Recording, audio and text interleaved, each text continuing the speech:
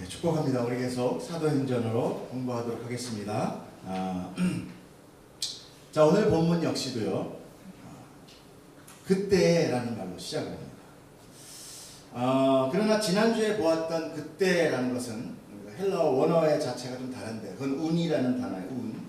그것은 어떤 상황의 단어였습니다. 그러니까 한편 또 한편 이런 거고요. 오늘 그때에는 카이로스라는 다른 단어, 이것은 동시에 안디옥 교회에 부흥이 일어나고 있는 그때 그 시간 예루살렘에는 이 같은 다른 장면이 펼쳐지고 있었다. 즉 복음으로 이방 교회에 부흥이 일어난 이 기쁜 순간에 예루살렘에는 어떤 사건이 있었느냐? 가슴 아픈 일이 일어나고 있었다. 바로 그것은 순교의 사건이었습니다. 복음은 이 세상 속에서 나에게 기쁨을 주거나 나를 행복만을 주기 위한 것이 아니라는 것입니다. 복음은 우리에게 받아지는 순간 우리는 이 세상에 속한 자가 아니라 저 하나님 나라에 속한 자로 순간 이동됩니다. 우리의 소속이 달라져요. 그러므로 세상은 이제까지 나의 편이었던 우리가 이제 자기 편이 아니에요. 하늘나라의 백성이 된 것을 보고 바로 대적의 상대가 돼요. 미움의 대상이요, 박해의 대상이요, 공격의 대상이 된다는 것이죠. 그러니까 내가 하나님을 믿고 내 삶에 어려운 일이 일어나는 것에 대해서 우리 너무 놀라거나 너무 두려워하면 안 됩니다. 성경은 한결같이 그 사건을, 그것을 바로 지적하고 대비해라, 그리고 준비해라 라고 지키게 하신다는 거예요. 우리 그것을 깨달아 알아야 돼요. 성경 속에 우리에게 형통하리라, 잘되리라, 세상에서 너희는 정말 부자가 될 거야, 너희는 막 그런 얘기가 주로 구약에는 조금 있어요. 근데 신약으로 와서는 거의 없습니다. 바로 구약에 있었던 그런 모든 것들은 우리가 생각하는 복이라는 개념을 설명하기 위해서 하늘의 복을 설명해 주죠. 오히려 이 고난 속에서 내가 하나님의 자녀가 되었다는 것에 우리 감사해야 돼요. 할렐루야. 그리고 찬양하십시오. 어떤 상황 속에서도 감사와 영광을 돌려드리는 참 하나님의 자녀의 삶을 여러분은 사셔야 하고 사시게 되실 것입니다. 여러분 처음에 그것이 마음이 좀 어려워요. 왜 그래요? 우리는 다 세상에 속해 있었고 육에 속했던 자이기 때문에 다 우리의 안위와 우리의 목적과 소망을 두고 옵니다. 그러나 우리는 점차 진리를 발견해요. 그것은 진리가 아니었구나. 그것은 우리 인생의 목적이 아니었구나. 그것은 다 죽어있는 시체들에 걸려있는 목걸이였구나. 아니다, 우리는 살아야 됩니다. 여러분 살아있을 때 가치가 있다는 것을 여러분 분명히 깨닫기를 축복합니다. 사실 순교는요 이미 스데반에 의해서 먼저 일어났었습니다. 스데반은 집사였죠. 근데 그 사건은 유대인의 왜곡된 신앙, 종교적인 아집, 유대적인 사상이라고 그랬죠. 그것으로 인하여 종교적 탄압으로 일어난 사건이었습니다. 하지만 이번 순교는 조금 다릅니다. 이것은 종교적인 탄압이 아니라 유대 지역을 다스리는 헤롯이 자기 백성들에게 환심을 사기 위하여, 즉 민심을 사기 위해 그들이 싫어하는 그 반종교 세력, 십자가의 도를 따르던 그 기독교 세력들의 수장에서, 원래는 수장들을 다 죽이려고 했었어요. 근데 그 중에서 한 사람을 죽이게 된 거죠. 그러니까 이것은 종교적인 탄압도 아니고 자기의 안위와 자기의 높아진 권세를 위하여 살인을 해야 돼요. 아주 악한 행위죠. 자, 그런데 우리가 헤롯이라는 얘기를 많이 들어봤죠. 오늘 본문의 헤롯은 예수님 당시의 헤롯이 아닙니다. 오늘 야고보를 죽인 이 헤롯 왕은 예수님 때 있었던 그 헤롯 왕의 손자예요. 즉 헤롯 아그리파 1세라고 부르는데 그는 재위 기간이 워낙 짧아서 그냥 헤롯이라고 부릅니다. 나중에 우리가 이 뒷부분에 보면 헤롯이 어떻게 돼요? 교만을 부리다 충에 맞아 죽어요. 벌레에 맞아 죽습니다. 이런 일이 벌어져요. 이건 얼마 제의하지 못하고 하나님의 저주로 죽어버려요. 자, 오늘 본문 1절을 통해서 보면 헤롯은 즉흥적이거나 우연적으로 야고보를 죽인 것이 아니라 어쩌면 아주 치밀한 계획으로 지속적으로 그를 준비하고 이 계획을 준비하고 결과적으로 야고보를 죽이게 된 것입니다. 더구나 그 당시 사학자들의 말을 빌리면 야고보는 헤롯 왕에게 강력한 경고의 설교, 아픈 소리 한 거예요. 그리고 심한 질책, 너 그렇게 하면 안 된다 라는 것들을 아랬다 이렇게 기록되어 있어요. 왜냐하면 헤롯은 에돔 사람이었어요. 그리고 향후 유대교로 개종하기 때문에 야고보는 그에게 더 복음의 메시지를 더 강력하게 피력했을 것이다 라고 학자들은 이야기하고 있습니다. 그러니까 헤롯은 어떻습니까? 더욱더 미움을 가지고 있었고 유대인들의 회중 민심 역시 예수를 거부하고 있었기 때문에 그는 야고보를 죽임으로 인하여 복수와 민심 회복이라는 일거양득의 유익을 보려고 했던 정치적인 사건입니다. 이렇게 세상은 자기의 목적과 자기의 유익을 위하여 언제든지 하나님을 거부하고 예수를 부인하고 그들을 믿는 우리 기독교의 교회를 탄압하고 있다는 것을 성경을 통해서 우리에게 가르쳐줍니다. 과거에 이런 일이 있었으니까 그냥 이런 게 있었어 역사적으로가 아니라 성경은 어떤 말이에요? 어제도 유효하고 오늘도 유효하고 내일도 유효한 살아있는 말씀입니다. 우리에게 계속 교회의 세상으로 떠는 핍박은 우리에게 지속될 것이다. 언제까지? 마지막 심판에 갈 때까지. 우리 그 기간을 살게 돼요. 그런데 이 야고보가 참 독특한 게 이 이후에 성경에 아무 이야기 없습니다. 그런데 야고보가 세베대의 아들 갈릴리 호수에서 물고기를 잡는 어부였어요. 그는 예수님의 부르심을 받아서 제자가 되었습니다. 그는 베드로, 요한과 함께 수제자 그룹에 속해 있던 자였어요. 그래서 예수님이 변화산에 올라와서 변화된 모습을 보일 때도 함께 있었고 회당장 야이로의 딸을 살릴 때 그때 같이 있었고 겟세마네 기도에서 주님이 같이 기도해 주지 않겠니라고 얘기할 때도 같이 기도했던 같이 있었던 제자의 한 사람이었어요. 그는 예수님 부활 후에 결국 그는 12명의 제자들이 사도로 이제 되죠. 사도란 뭡니까? 사명을 받은 증인으로서 사도에 속하여 성령의 임재를 통해 예루살렘 교회의 복음의 주역이 되었던 거예요. 이제 그렇게 복음을 전하다가 12 제자들 중에 가장 첫 번째 순교자가 된 것입니다. 자, 이 사건을 볼 때요. 예수님 십자가 전에 찾아온 야고보와 요한의 말이 우리는 스쳐서 지나갈 수만은 없더라. 그래요. 그래서 우리 마가복음 마침 제가 읽어드리겠습니다. 세베대의 아들 야고보와 요한이 주께 나와 여짜오되 선생님이여 무엇이든지 우리가 구하는 바를 우리에게 하여 주시기를 원하옵나이다. 이르시되 너에게 무엇을 하여 주기를 원하느냐? 여짜오되 주의 영광 중에서 우리를 하나는 주의 우편에 하나는 좌편에 앉게 하여 주옵소서. 예수께서 이제 너희는 너희가 구하는 것을 알지 못하는도다. 내가 마시는 잔을 너희가 마실 수 있으며 내가 받는 세례를 너희가 받을 수 있느냐? 그들이 말하되 할 수 있나이다. 예수께서 이르시되 너희는 내가 마시는 잔을 마시며 내가 받는 세례를 받게 될 것이다. 어쩌면 이 이야기가 오늘 야고보의 순교의 이야기를 예수님께서 예표하고 계시지 않았는가. 야고보는 열정이 있었습니다. 비록 그의 그때 종교적인 가치가 조금 달랐죠. 그는 이제 유대적인 사상이 있었지만 성령 이후에 그는 진정한 복음의 사람이 되었던 거예요. 그리고 이 사건은 이 자기의 고백은 실제로 나타나게 됐어요. 예수님과 함께 그는 순교하는 자가 되었던 것입니다. 이렇게 그는 유대적인 메시아관을 가지고 있었지만 성령이 임함으로 인하여 진정한 복음을 깨닫는 자가 된 것입니다. 우리 모두는 솔직히 내 삶의 윤택함이나 세상의 복을 누리기 위해서 교회에 처음 발을 디디게 됩니다. 그러나 하나님 앞에 나오는 자를 하나님께서는 은혜로 성령을 보내주십니다.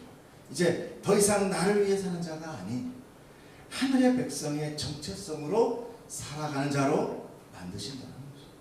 그러므로 세상의 복과 세상의 즐거움이 더 이상의 기쁨과 소망이 아니요 오직 하나님을 의지하는 자가 우리의 기쁨이 된다는 거죠. 바로 우리를 교회다라고 그런 거예요.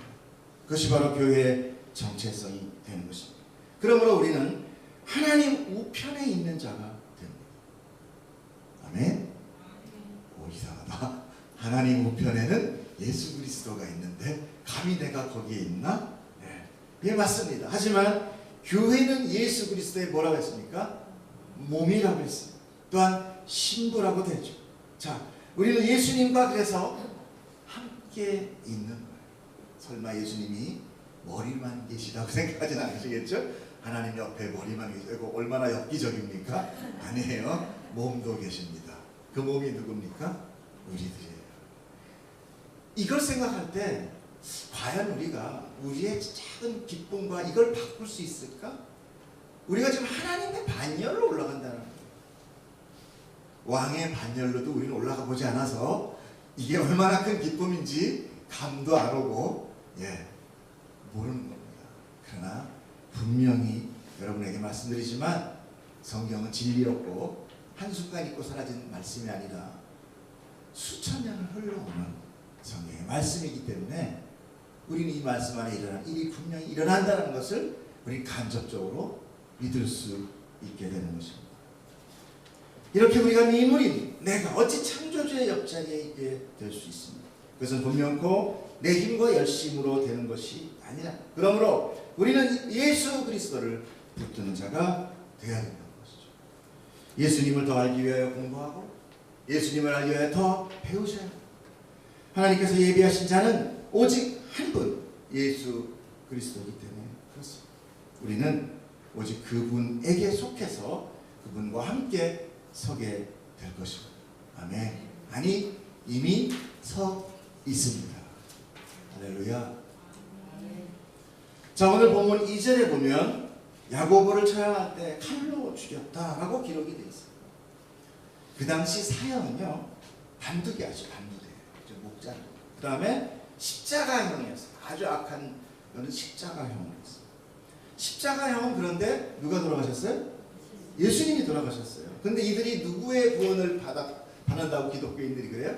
십자가의 도를 따른다고 그러잖아요. 그렇기 때문에 이 십자가형을 부영함으로 인하여 야고보가 더 우상화되고 더 기독교인들이 더 크게 일어날 수 있기 때문에 십자가형을 안 시킨 거예요. 자, 그렇다면 이제 단두대에서 도끼로 목이 잘리는 것이 이제 통상적인 사형 집회인데 이런 것들은 주로 누가 당했느냐? 정치인들이나 어떤 그런 야인들 있죠. 그렇죠? 우리가 얘기하면서 야당의 대표, 우리 정치적인 어떤 국민의 정신적 지주 이런 사람들 죽일 때 그렇게 했단 말이에요. 그 야고보를 또 그렇게 죽이면 어떻게 돼요? 이 사람이 정치적인 우상이 된단 말이에요. 생각 많이 한 거예요. 그런 계기가 될 수 있기 때문에 야고보를 칼로 죽여버려요. 칼로 처형하는 것은 그 당시 사회적인 범죄자들에게 행하는 방법이었어요. 살인자 또는 악한 짓을 저지른 사람. 그렇기 때문에 이 죽음은 그 당시 유대 사회에서는 칼로 죽는다는 것은 수치스러운 죽음을 당하게 됩니다. 그 세상에서는 야고보를 가장 수치스럽게 죽인 거죠. 이렇게 세상은 하나님의 뜻을 거부하고 예수를 영접하지 않는다는 것을 결정적으로 보여주는 사건인 바로 야고보의 순교 사건. 이렇게 일부러 더 수치스럽게 하고 그 싹을 자르고 있지만 복음은 결코 세상의 위협이나 세력으로 없어지거나 변경되지 않는다는 어떤 고난이나 위협이나 톱으로 썸이나 칼이나 사도 바울이 고백하지 않습니다. 그 어떤 게 우리 복음을 하나님 앞에 나아가는 자를 막을 수 있으리요? 결코 막지 못한다. 오히려 더 굳건히 복음은 싹트고 자라나고 있었던 것입니다. 자, 이제 유대인들의 이 환상을 듣고는요, 이 헬롯이 더욱더 담대해집니다. 이제는 그리스도, 특히 이 기독교의 수장이라고 할 수 있는 모든 이제 베드로와 사도들을 다 잡아들이고 처형하려. 그 중에서 이제 베드로를 잡아들이는 거죠. 그런데 마침 아슬아슬하게도 그때가 한참 무교절 기간이었다. 무교절이란 유대인의 큰 절기 중에 유월절 아시죠? 그죠? 패스오버된 구원이 임한 그 유월절을 시작으로 일주일 동안 무교병을 먹는, 누룩이 들어가지 않은 떡을 먹는 유대인의 3대 절기 중에 가장 큰 절기였어요. 그때는 부정한 일을 저지르면 안 돼요. 시체가 있다든지 살인을 한다든지 뭐 부정한 음식을 먹는 이런 건 유대인이 절대 안 됐어요. 그러니까 헤롯이 유대인의 민심을 위해서 했기 때문에 굳이 그를 그 당시에 죽일 수 없었던 거죠. 그래서 베드로를 그냥 옥에다 가둬놓게 된 거예요. 이것은 무교절이 기간이 끝나기를 기다렸던 거죠. 그리고 베드로를 잡은 후에 그들이 도망가지 못하게 철저히 경비, 그 삼엄한 경비를 세운 것을 성경이 기록하고 있습니다. 4절을 한번 보겠습니다. 같이 읽어주세요. 시작.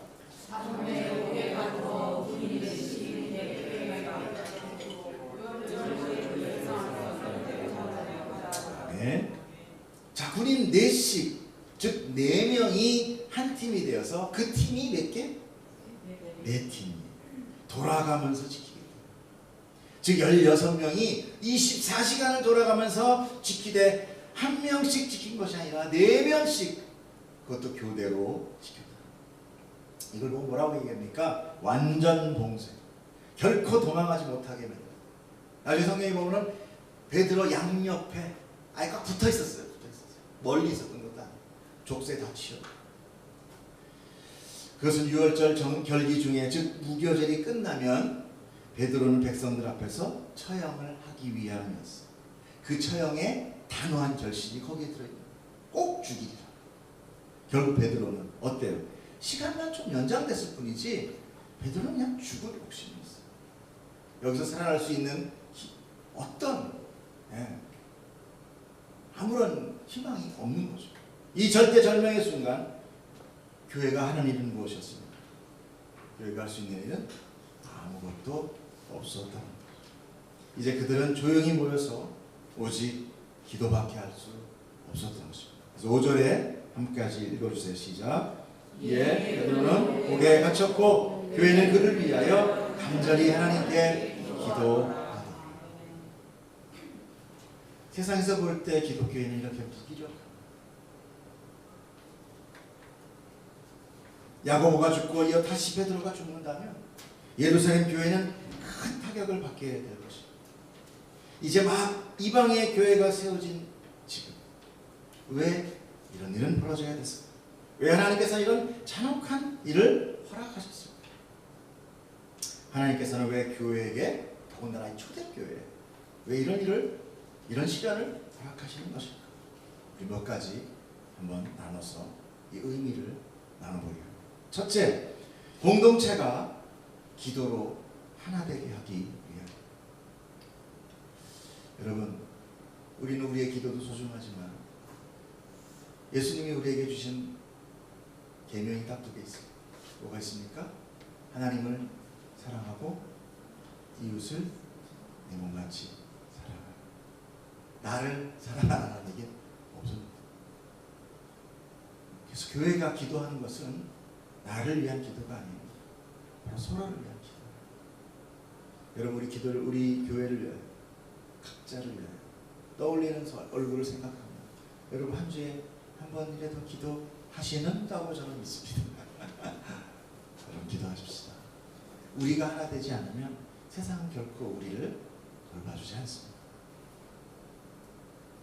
우리의 공로는 나의 잘됨, 내가 뭘 열심히 한 공로를 내세우는 것이 아니라 우리가 얼마나 하나님의 백성을 위하여, 이 교회를 위하여 기도했는가, 그것을 요한계시록에서 하나님께서는 아름다운 향기로 받으신다라고 말씀하셨어요. 교회에 임박한 시련은 교회 공동체를 하나의 공동 관심사, 즉 하나님 안으로 단단히 뭉치게 합니다. 그러므로 교회는 풍성하고 평안할 때보다 오히려 시련을 받을 때 더 굳은 믿음으로 하나가 됩니다. 하나님 바로 그 목적으로 시련을 허락하시는 거죠. 두 번째, 어떤 특정 지도자에 의한 교회는 하나님보다 그 특정 지도자의 사람을 의지하게 합니다.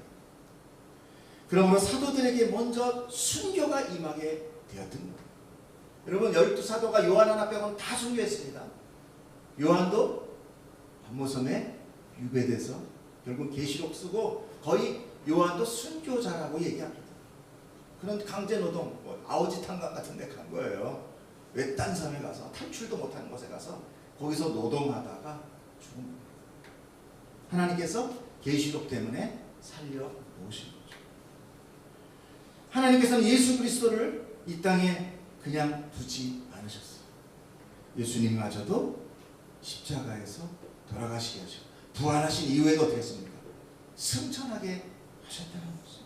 그리고 보이지 않는 성령 하나님을 우리에게 보내주셨다는 것은 큰 의미가 있다. 우리 자꾸만 내가 보는 육신의 눈으로 보는 것을 의지하고 믿으려고. 그러나 그것을 다 뭐라고 얘기했어요? 첫째 날 빛으로 보는 것이 아닌 넷째 날 빛으로. 가시적인 빛, 허상을 보고 있다는 거예요. 여러분 우리는 진리를 봐야 됩니다. 이렇게 성령이 오시면 우리에게 더 유익하게 되었다라고 예수님은 말씀하십니다. 사람들은 눈으로 보이는 지도자나 그의 능력에 환호하며 그들을 마음을 하나님께 돌리지 못합니다. 그러므로 고정된 지도자는 교회를 병들게 만들고 복음이 퍼져나가지 못하게 만든다. 하나님께서 복음을 전파하는 방법은 사람들을 그래서 핍박을 통하여 흩으시는 방법으로 사용하신다. 우리가 생각하는 거는 전혀 달라요. 뭉치자 붙이자 그래서 우리 한 힘으로 어딘가를 뭐를 행하자. 여기에 나오는 건 뭐예요? 은혜가 아닌 사람들의 능력과 자기 자랑밖에 없어요. 세 번째로 복음은 사람들에 의해 전해지는 것이 아니라 성령님이 하시는 것이다 라는 것을 깨닫게 합니다. 우리가 지금 사도행전을 통해서 계속 보고 있는 건 뭐예요? 성령이 하고 계시다는 것을 우리가 알죠. 자, 이제 마지막 네 번째로 교회 안의 시련을 통하여 믿음의 인내를 만들기 위함입니다. 할렐루야. 여러분 우리는 인내가 있어요. 끝까지 이기는 자는 단서가 있습니다. 끝까지 이기는 자는 너희가 승리를 얻으리라. 생명을 얻으리라. 사도행전에 나타나는 교회는 모두 다 시련을 당했습니다. 기근과 핍박과 박해와 우상 숭배로 마치 와해되기 일보 직전까지 가게 되는 것을 우리가 보게 됩니다. 하지만 이 시련을 통해서 그들은 더욱더 강해져 참고 나아갈 수 있는 근력을, 믿음의 근력을 키울 수 있게 되었다는 거예요. 야고보서 1장 3절에 보면 뭐라고 나옵니까? 이는 너희 믿음의 시련이 인내를 만들어내는 줄 너희가 알미라. 할렐루야. 여러분, 여러분의 시련이 여러분의 믿음에 인내되는 것을 믿으시길 축복합니다. 여러분 하나님이 일하시는 거 여러분 모르는 거 외면하고 있는 거 아닙니다. 오히려 다른 사람보다 풍족한 사람보다 우리 안에서 오늘 나에게 일하고 계시다. 어떤 일? 믿음의 인내를. 그래서 여러분의 믿음은 다른 사람과 같이 가볍지 않습니다. 호락호락하지 않아요. 세상이 여러분을 범접하지 못합니다. 결국 믿음은 시련과 고난을 통해서만 성장하게 된다는 이야기가 바로 이 이야기예요. 훌륭한 군인이 되기 위해서는 어떤 것을 경험해야 됩니까? 극심한 훈련을 통과해야만 하는 것입니다. 당연한 이치예요. 우리에게 정의 부대를 맺는다고 그러고 맨날 빵 주고 맛있는 거 주고 영화 구경 시켜주고 연애하게 하고 배부르게 하고 누워 자라 그러면 정의 부대 돼요? 안 돼요. 그들에게 굶기고 산에 가서 며칠 동안 걷게 하고 훈련하고 사람으로서 견딜 수 없는 극한의 상황을 견디게 했을 때 그들은 바로 정의의 부대가 되는 것입니다. 그들은 그 큰 고난을 경험한 자로 세상이 감당하지 못할 자로 변하게 됩니다. 하나님께서는 이 초대교회의 기초를 단단히 지금 오히려 만들고 계시는 것입니다. 향후 이 세상 땅 끝까지 이르러 예수 그리스도의 재림 때까지 복음은 퍼져 나가야 됐어요. 아니 퍼져 나갔습니다. 그것의 중심에 교회의 핍박이 있었다. 그 재림의 날까지 세상의 방해와 공격을 이겨내기 위해 하나님은 교회를 훈련하시는 거죠. 복음은 세상으로부터 미움을 받고 공격을 받게 될 것입니다. 그러므로 눈에 보이는 이적이나 기사나 표적, 사람의 마음으로 하나 되는 어떤 사람들끼리의 그런 공동체는요, 이런 시련을 이겨낼 수 없습니다. 오히려 고난과 흩으심을 통하여 세상에서 교회는 어떤 상황 속에서, 아니 모든 상황 속에서도 버티고 이겨내는 하나님의 군사로 여러분을 만드시는 것입니다. 할렐루야. 여러분은 그래서 여호와의 군대입니다. 성경이 오늘 야고보의 순교와 베드로의 갇힘을 통해 우리에게 주는 메시지는 세상 속에서 교회는 핍박을 받게 된다는 것입니다. 어둠의 사단은 빛이신 예수 그리스도를 거부하고 공격하기 때문입니다. 그러나 그때 교회는 더욱더 순결해지고 더욱 정금같이 나아가게 된다는 것을 이야기하고 있습니다.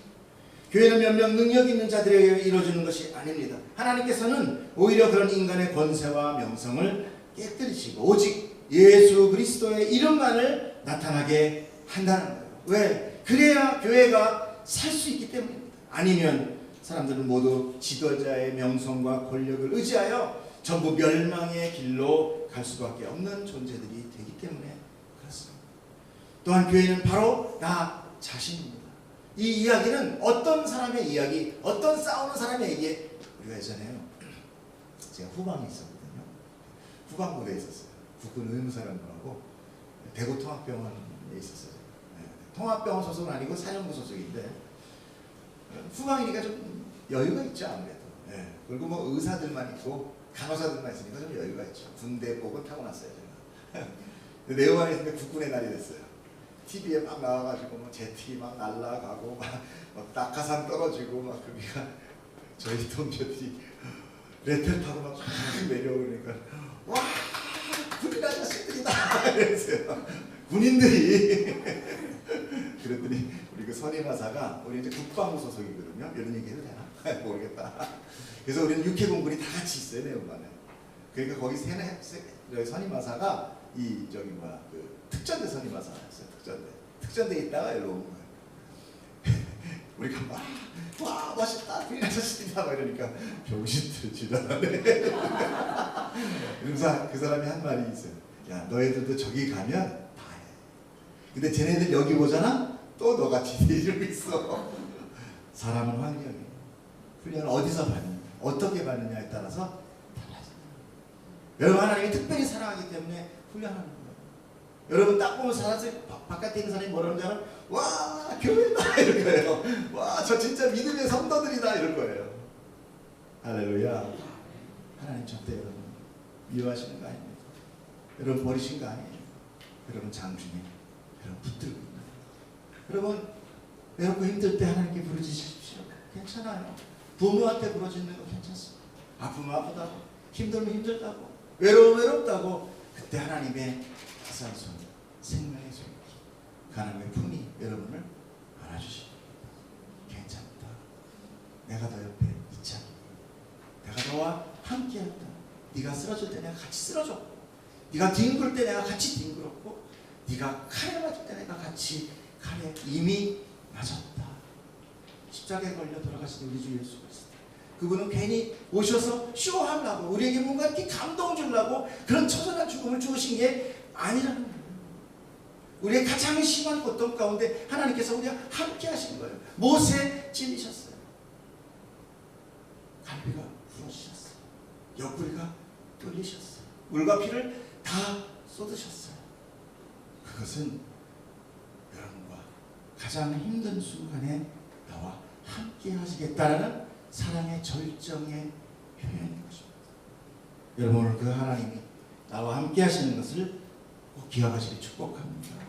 여러분 내가 세상의 권력과 명성을 쫓아 살면 안 됩니다. 오직 나를 택하시고 나를 위해 목숨을 바치신 우리 주 예수 그리스도와 하나님의 은혜만을 붙들어야 한다는 것을 여러분 꼭 깨닫으시길 축복합니다. 기도하겠습니다. 사랑의 하나님, 우리의 진리, 우리의 지혜 없음을 하나님 불쌍히 여겨 주시옵시고, 아버지 오늘도 당신의 사랑으로 그 생명을 넘치게 부어 주시옵소서. 나의 잔이 작습니다. 나의 입이 열리지 않습니다. 하나님 이제 나의 모든 잔을 주님의 앞에 올리고 나의 입을 크게 벌려 하나님 앞에 부르짖는 저희가 되게 하여 주셔서 온전히 세상의 것이 아닌 하나님의 사랑과 은혜가 우리 삶에 충만히 넘치는 하나님의 성령 충만한 자로 나아가게 하여 주시옵소서. 세상의 것, 약한 것, 천한 것, 못난 것 들어서 세상에 강한 것을 부끄럽게 하신다는 하나님, 그 이유 하나 때문에 하나님 나를 쓰신다면 주님 괜찮습니다. 주의 종이 여기 있사오니 주님 뜻대로 하시옵소서 고백하는 우리 교회 되게 하여 주시옵소서. 모든 것 감사드리며 우리 주 예수님 이름으로 기도드렸사옵나이다. 아멘.